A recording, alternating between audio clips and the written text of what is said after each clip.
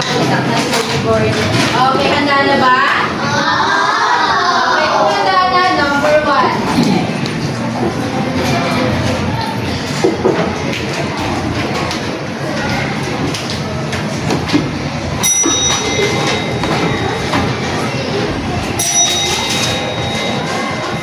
Okay, ang sagot ay letra A. Yan ay inyong tungkulin. Number 2.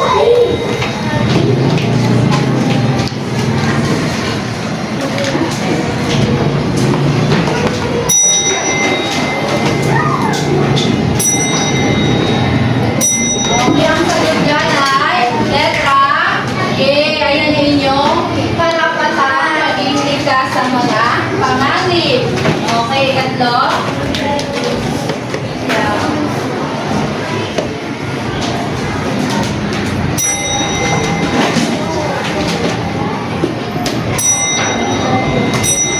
Okay, no. Bisaya sagot dyan ay letra A.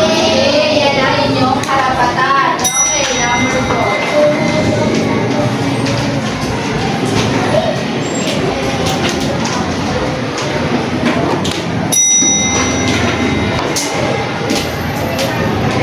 Okay, ang sagot dyan ay letra E. Yan ay tungkulin. Okay, ang ikalima. Okay, ang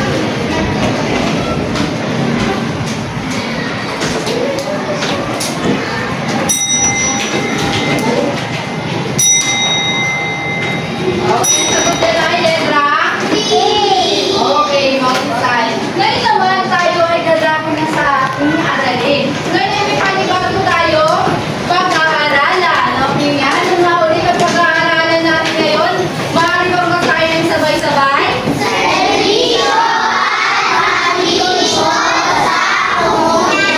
Kaya pag-aaralan natin ngayon ay tungkol sa serbisyo at paglilingkod sa komunidad. Pero bago yan, ay mayroon tayong babasahin maging pag-uusap. Okay, Adrian, maaari bang basahin? Dito ako muna babasahin. Magandang araw po, Kapitan. May bagong proyekto po para kayo. Okay, Dranwell, maaari mo namang basahin sa kabila. Opo, kailangan po natin maisaayos ang kalsada patungong malilihan. Okay, salamat. Ano ulit ang sinasabing bagong proyektong ginagawa ni Kapitan? Okay, Juancho. May ayos daw po ang kalsada papuntang Panginoon. Okay, maiayos ang kalsada papuntang pamilihan. Ikalawa namang pag-uusap, maaari bang basahin at Leia? Magandang araw po, mga barangay health worker. Welcome at kapatid ko na nanay-ito'y magmulaman sa mga batang edad sa taong kulang. At ayon na siya tagumpay. Okay, maaari mo namang basahin ang sagot ng Nanay Johanna.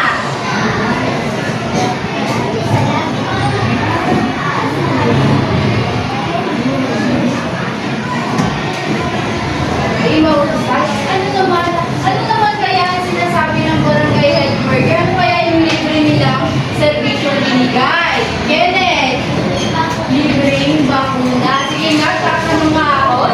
Ano-anong serbisyo sa komunidad ang sabi sa usapan? Juancho.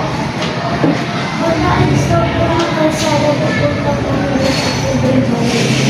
Okay. Pag-aayos ng kalsada papuntang pamilihan at libreng bakuna sa hanggang 6 na taong kulang na bata. Okay? Sa pagkakalungan, bilang isang bata, paano mo mapagdagahan ang nabanggit na serbisyo? Okay, Ayesha? Okay, makikilahok, Kenneth?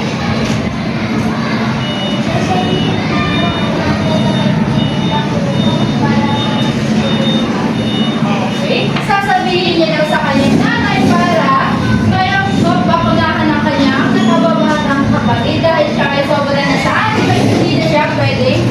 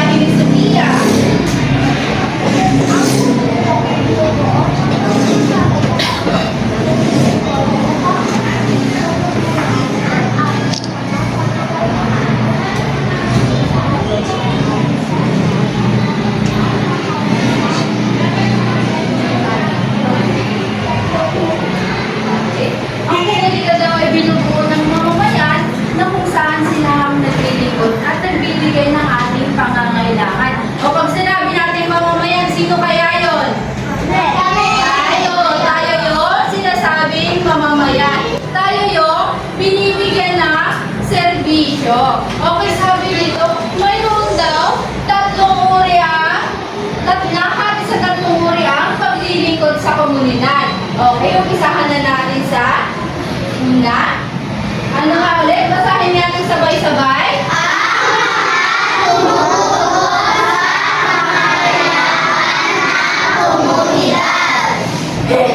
Ang ikalawa naman. Basahin nga.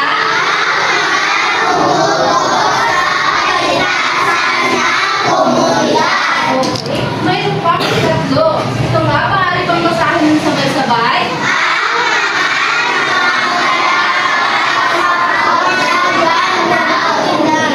Nangangalaga sa kalusugan sa komunidad. Ngayon, mayroon ako binigay na halimbawa sa tumutulong sa pangangailangan ng komunidad. Nakikilala niyo ba ang nasa larawang ito? Sino ang nasa larawang iyan? Okay, maaari bang basahin ako ngayong serbisyo at paglilingkod ang ginagawa ng magsasaka, Miss William? Sila ang nagkakaroon at nag-aaral ng pagkain Ang magsasaka daw ang nagtatanim na palay, gulay at prutas. Makikita natin sila kadalasan sa probinsya o kaya sa bukid. Okay? Ngayon naman may baba akong halimbawa. Sige nga, nakikilala niyo ba siya?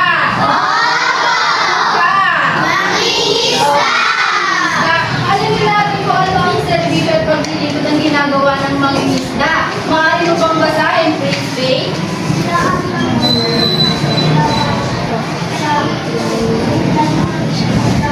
Okay. Ang mga isda ang nahuhuli ng isda ng iba't ibang lamang dagat para tayo dito sa atin. Kung gusto tayo mayroong fresh na pagkain na mauulam natin. Sino kumakain ng isda dito? Okay, mahusay. Tama yan. At ang isda ay isang malusog na pagkain. Okay. Sige nga, may iba pa ako halimbawa dito. Tingnan natin kung nakikilala niyo sila. Okay. Sino naman kaya ang nasa larawan? Pero, okay, maaari mo bang basahin? Jamila. Sila ang gumagawa at nag-aayos ng matibay na tirahan at tali. Okay, ang karpintero daw ang gumagawa at nag-aayos na tahanan natin ng iba't ibang malalaking gusali. Ito yung gumawa ng ating silid-aralan ay sila din yun. Kaya, dapat pahalagahin din natin sila. Nakikilala niyo ba sila? May kakilala ba kayong karpintero? Okay, mahusay. May naman may isa pa akong halimbawa. Nakikilala niyo naman siya. Ay, tendera. Okay, ano naman kaya ang serbisyo at paglilingkod ang ginagawa ng isang tendera? Maaari mo bang basahin kay Lorenzo? Sila ang nagtitinda ng pagkain, damit at ibang pangangailangan ng mamamayan. Okay, ang tendera ang nagtitinda ng iba't ibang pagkain, damit at pangangailangan natin sa mamamayan. Okay, halimbawa dyan sa labas, saan kayo bumibili ng pagkain? Sa tindahan. Sino ang pinipila? Sino ang tao sa tindahan? Ang tawag sa kanila? Okay, mahusay. Ngayon naman, may isa pa. Sino ka naman kaya ang nasa larawan? Ano naman ang serbisyo at paglilingkod ang ginagawa ng isang guro? Maaari mo bang basahin, Raven? Sige, laksan mo. May marinig yung teacher dito sa harap. Sila ang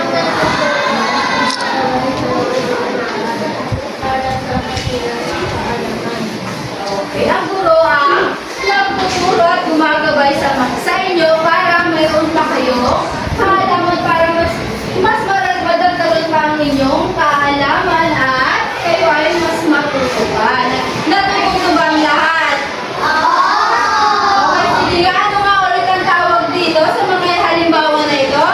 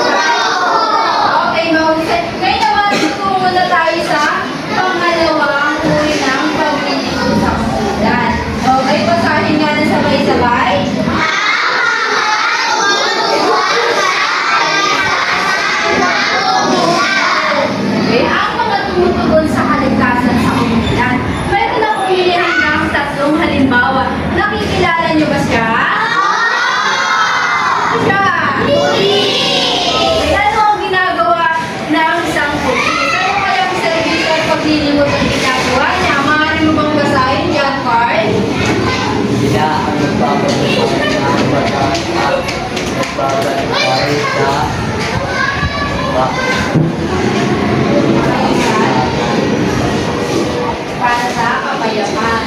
Okay. Okay, alright. Ang pulis, sila ang nagpapatupad ng batas. Sila rin ang nagbabantay sa kaalisan at kapayapaan natin nasa komunidad Abilay. Ngayon, sa atin dito sa ating lukso, dito sa Caloocan, marami tayong nakikitang pulis. Tama po ba? Mayroon bang hindi nakakakilala dito sa pulis? Okay, mahusay.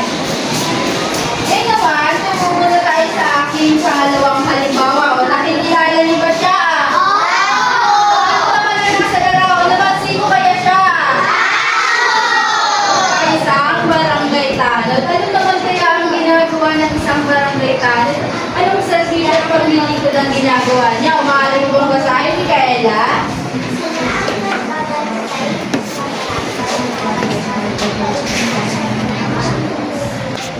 Okay, ang barangay tanod, sila ang nagbabantay sa barangay para sa kaligtasan ng mga residente. Kaya dito sa ating lagi sa inyong mga barangay, lagi kayong may nakikita barangay tanod na naglilingkod lalo na kapag oras ng gabi. Okay, ngayon naman, ikatlong halimbawa natin, nakikilala niyo ba siya? Okay, mahusay. Ano ang tawag sa kanya? Ano ang kanya?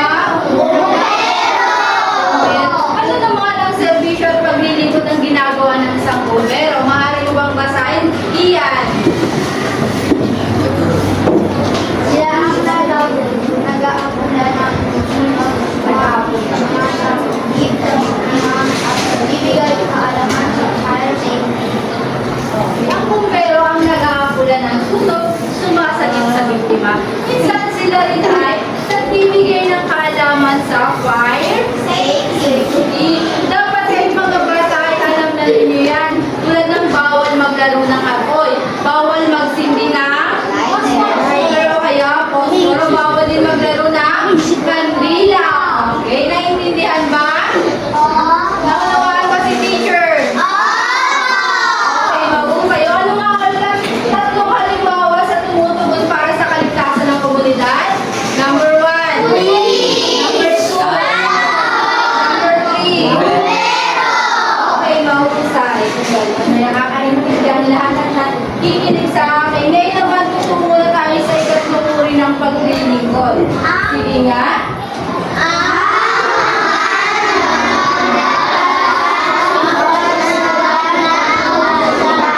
Okay, ang nangangalaga sa kalusugan ng komunidad. May pinigay din akong tatlong halimbawa dito. Sige nga, kung nakikilala niyo siya, sino nga ang nasa larawang ito? Ano naman ang servisyo at paglilingkod ang ginagawa ng isang doktor? Maaari mo bang basahin?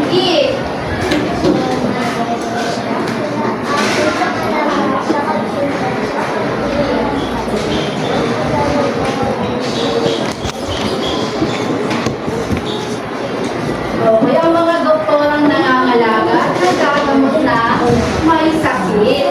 Sila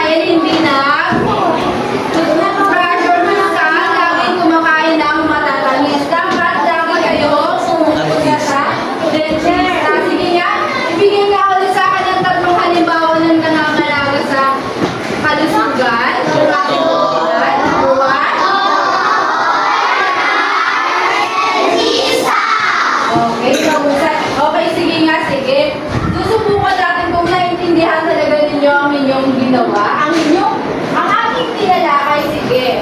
Tatawag ako ng 5. Ang gagawin natin pagtatambalin ng hanay A sa hanay B. Magdadala lang ng marker. Sige, number 1.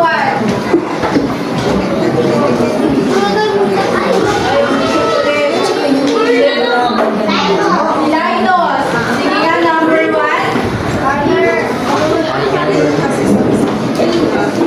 Ikot na ako.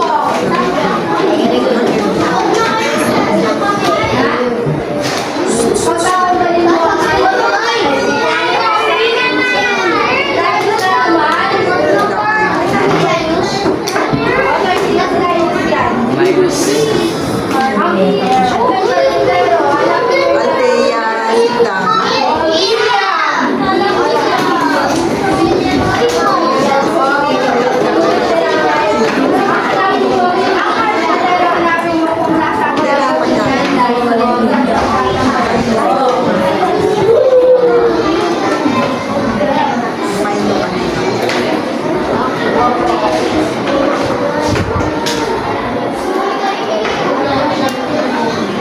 Kuya. Tama ba ang sagot ni Prince William at ni Linus? Okay, sige nga, ikatlo naman tayo. Wala, umikot ulit si Althea.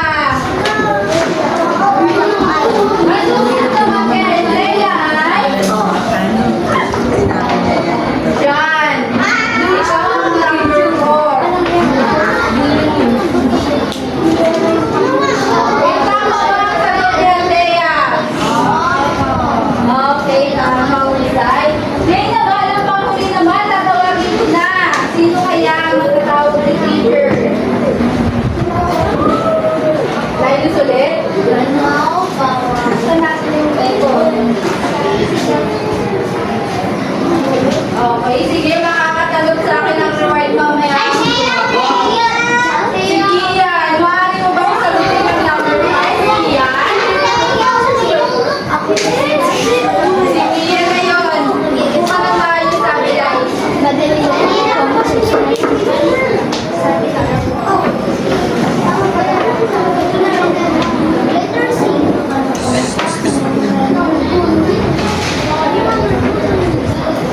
Okay, tama ba ang sagot ni Kian? Okay, ngayon naman, tutungo muna tayo sa ating pangkatang gawain. Ano nga ba ang sinasabi ko pag may pangkatang gawain tayo?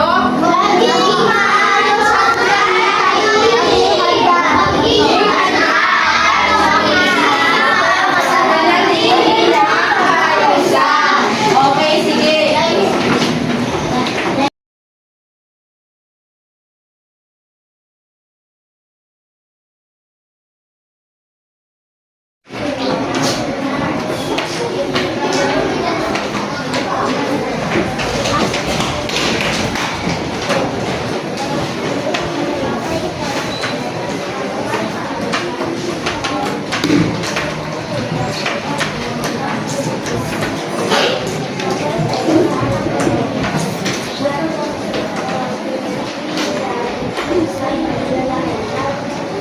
Okay, nakita niyo ang kanilang pagsagot.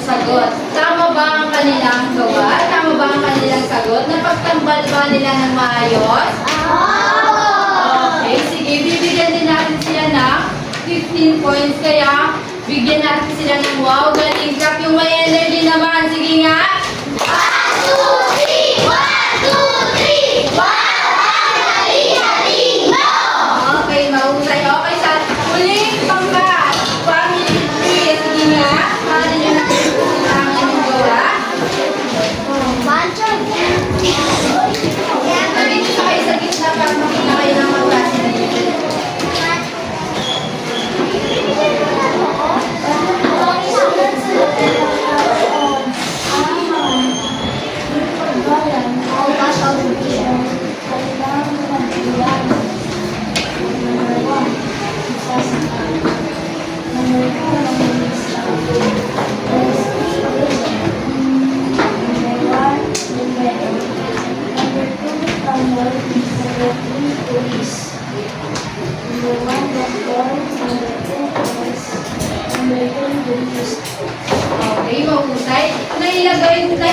nila sa tamang kahon ang mga kung saan nabibilang yung paglilingkod na ito? Pag-servisyo at paglilingkod. Tama ba sila? Sige nga. Check nyo nga na mabuti. Tama ba? Okay, tama sila. Kaya magkakaroon din sila ng 15 points. Sige nga. Bigyan natin sila ng wow, baligtad na mayroong energy. Sige, sabay-sabay.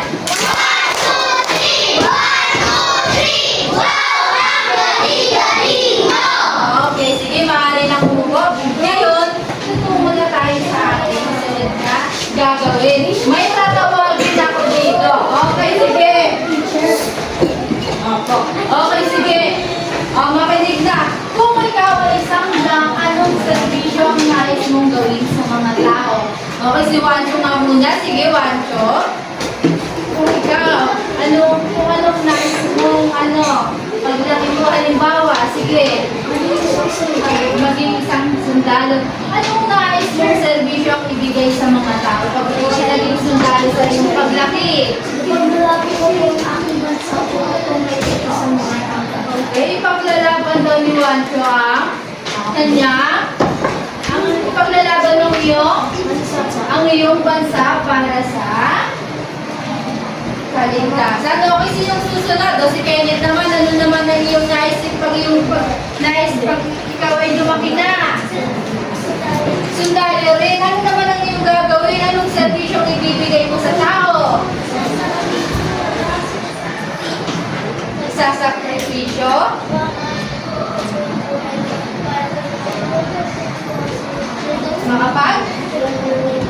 Makapag-servisyo. Okay, sasakripisyo niya daw ang buhay niya para daw maibigay niya ang kanyang servisyo. Ikaw bakit? Ano naman ang nais mo pag ikaw ay lumaki na? Doktor, anong servisyo ang ibibigay mo sa mga tao pag ikaw ay naging doktor? Okay, gagamutin niya ang may sakit. Okay, si Wenrose naman. Last na si Wenrose. Sige nga. O paglaki ni Wenrose ay gusto niya maging nurse. Anong servisyo ang ibibigay mo sa mga tao?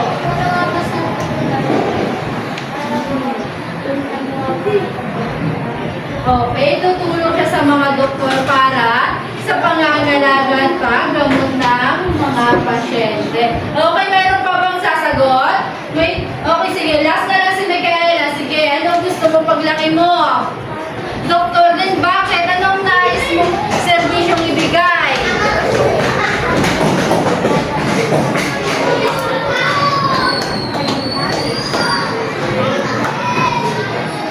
Okay, siya daw ay ibibigay niya ang nararapat na pagkangalaga kapag may sakit, papagamutin niya may karamdaman at iba't ibang sakit. Ibibigay niya ang dapat na servisyo sa pagiging isang doktor. O naiintindihan ba, naunuhan ba ng lahat? Naunuhan ba ng lahat? Okay, mahusay. Ngayon naman, ano ang mga nag-ibigay sa tao ng servisyo? Iyan. Ang mga tao na nagbibigay ng serbisyo sa ating nila. Ano yun? Ano ang nagbibigay sa mga tao ng serbisyo? Ha? Okay, si Ayesha.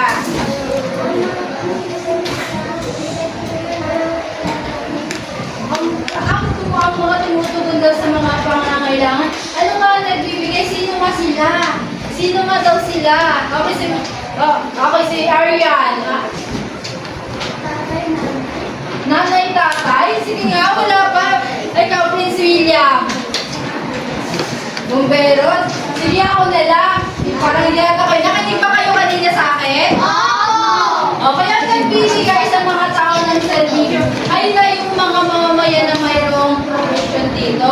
Tulad nga ng guro, ang ginagawa ng guro ay tuturo ayon ang servisyo binibigay nila. Sa mamamayan, meron tayong tatawag na mga tao ay profesyon na sila ay mayroong karapatan para ibigay ang serbisyo at paglilingkod sa ating nasa mamamayan. Okay, sunod naman. Ano-anong serbisyo ang ibinibigay nila sa atin? Nasabi ko na kanina, sige nga magbigay ng sa akin eh. Anong serbisyo yun? Pa? Po? Panghuli ng kriminal. Nasa ano yun? Nasa ang paglilikod yun? Pa? Pa? Pa? Pangkalusugan? Okay, pangkaligtasan? Pangkalusugan ba panghuli ng kriminal? Okay, Ken? Okay, bukod sa pangkaligtasan, meron pang iba tulad ng pang? Ang tawag sa inyo, pang? Pang-edukasyon? Sunod pa isa pa, pang? Pag nagpumunta kayo sa sa ospital, ang tawag doon, pang? Pang-kalusugan. Okay, naunawaan ba? Sige nga, ulitin nga. Pang-kaligtasan.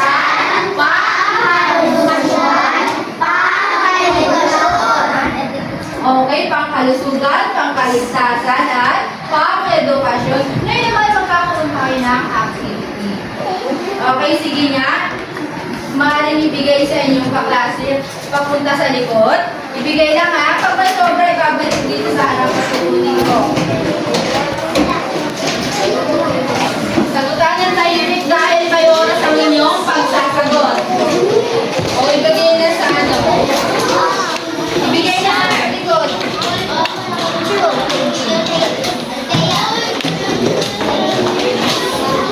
O ibigay na 1.